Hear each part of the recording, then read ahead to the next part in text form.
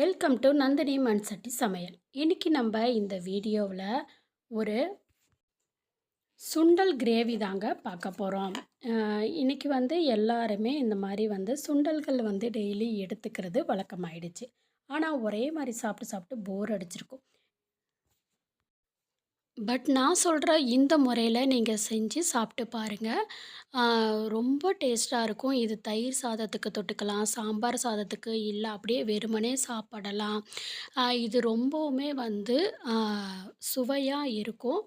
இந்த மாதிரி ஒரே ஒரு முறை நீங்கள் இந்த சுண்டல் கிரேவியை சமைச்சு சாப்பிட்டு பாருங்கள். எப்போ சுண்டல் செஞ்சீங்கனாலும் இதே மாதிரி தான் சமைச்சு சாப்பிட்ணுன்னு நினைப்பீங்க. இது சப்பாத்தியோட சைடிஷாக கூட வச்சு சாப்பிட்லாம். தோசைக்கெல்லாம் சூப்பராக இருக்குங்க. இப்போ நம்ம எப்படி செய்யலான்னு பார்க்கலாம் வாங்க. இப்போ நான் இந்த மாதிரி கருப்பு சுண்டல் தான் ஒரு பவுல் அளவு எடுத்திருக்கேன்.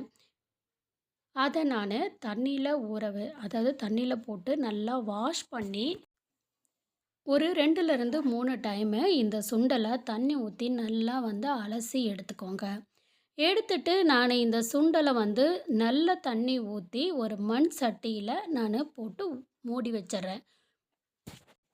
இப்போ ஒரு நைட்டு ஃபுல்லாக இந்த சுண்டல் நல்லா ஊறணும். இப்போ காலையில் இது எந்த அளவுக்கு ஊறியிருக்குன்னு ஓப்பன் பண்ணி பார்க்கலாம். இங்கே பாருங்கள், நல்லா சுண்டல் ஊறிடுச்சு. இப்போ நான் இதை அப்படியே எடுத்து மண் சட்டியில் அப்படியே எடுத்து அடுப்பில் வச்சு நான் இதை வேக வச்சு எடுத்துக்கிறேன். நீங்கள் குக்கரில் கூட போட்டு வேக வச்சுக்கலாம். இப்போது மண் சட்டியில் வச்சாலும் சீக்கிரமாக வெந்துடும். இப்போ நம்ம அதே மண் சட்டி நல்லா வெந்ததுக்கப்புறம் அதை வேற ஒரு பாத்திரத்தில் சுண்டலை மாற்றிட்டு நம்ம அடுப்பில் வச்சு ஹீட் பண்ணிக்கலாம். மண் சட்டி நல்லா ஹீட் ஆனதுக்கப்புறம் எண்ணெய் சேர்த்துக்கோங்க. எண்ணெய் நல்லா சூடானதுக்கப்புறம் இதில் பட்டை, கிராம்பு, சோம்பு 1/2 ஸ்பூனு எல்லாம் சேர்த்துக்கோங்க. இது எல்லாமே நல்ல எண்ணெயில் பொரியட்டும். பொரிஞ்சதுக்கப்புறமேட்டு இதில் பொடியாக கட் பண்ண பெரிய வெங்காயம் 2 சேர்த்துக்கோங்க.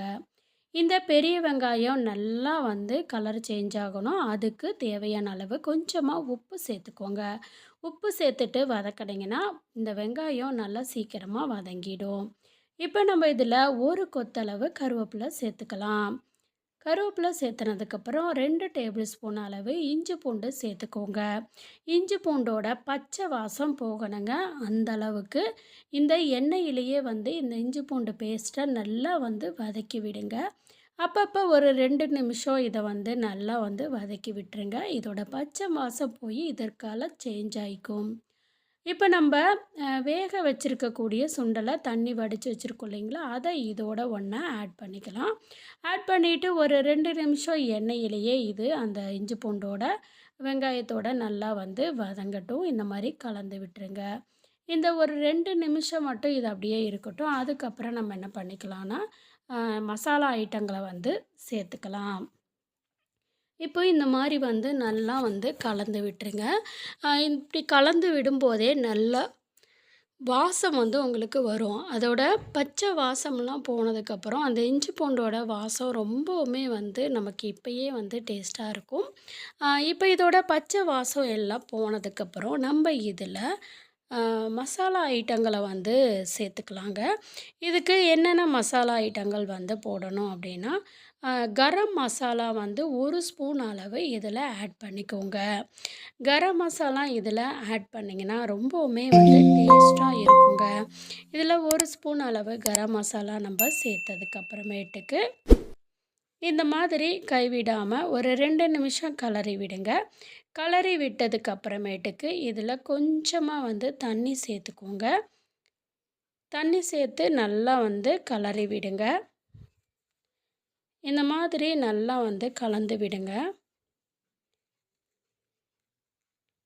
இப்படி ஒரு 2 நிமிஷத்துக்கு நம்ம நல்லா கலந்து விட்டதுக்கப்புறம் இந்த தண்ணி நல்லா கொதிக்க ஆரம்பிக்கும்.